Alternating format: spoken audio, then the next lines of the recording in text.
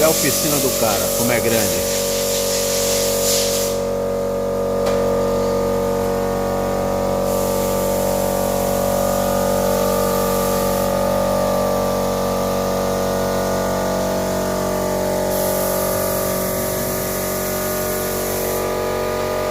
Vamos aqui para trocar o óleo da motoca. A minha é só completar um pouco. A do bodinho tem que trocar.